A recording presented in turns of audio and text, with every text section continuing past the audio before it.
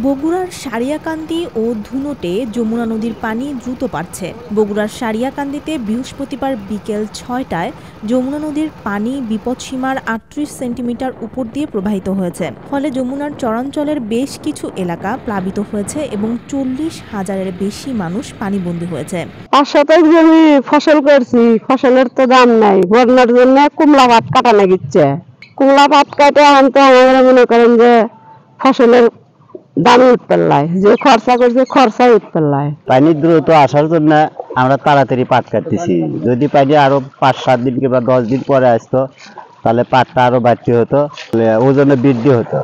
পানিবন্দী হওয়ায় উপজেলার বন্যা কবলিত মানুষরা উঁচু ঢিবিতে মাচা পেতে বাস করছেন, কেউ বা আশ্রয় কেন্দ্রে অবস্থান নিচ্ছেন। উপজেলার বন্যায় আক্রান্ত এলাকাবাসী বন্যা নিয়ন্ত্রণ বেড়িবাঁধে আশ্রয় নিচ্ছেন। তবে বেশ কিছু মানুষের সাথে কথা বলে জানা গেছে তারা রান্না করতে না পারায় খাবার কষ্টে রয়েছেন।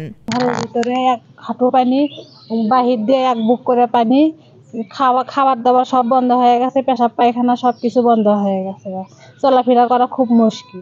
পানিবন্দী এলাকায় ত্রাণ সামগ্রী বিতরণ শুরু করেছে স্থানীয় প্রশাসন। ৫৩০ হেক্টর জমির ফসল পানিতে আক্রান্ত। বন্যার কারণে উপজেলার ১,০০০-এর বেশি নলকূপ পানিতে ডুবে গেছে। বিষয়গুলো নিশ্চিত করেছে স্থানীয় উপজেলা প্রশাসন।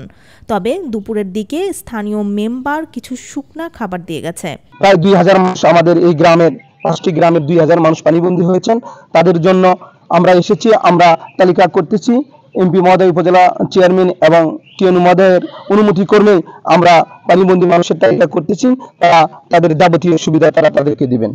সারিয়াকান্দির উপজেলা নির্বাহী কর্মকর্তা জানান, বন্যার জন্য এ উপজেলার মানুষের আতঙ্কিত হওয়ার কিছু নেই। বন্যা মোকাবেলায় প্রস্তুতি সভা করা হয়েছে এবং ৬টি বন্যা আশ্রয়কেন্দ্র প্রস্তুত রাখা হয়েছে।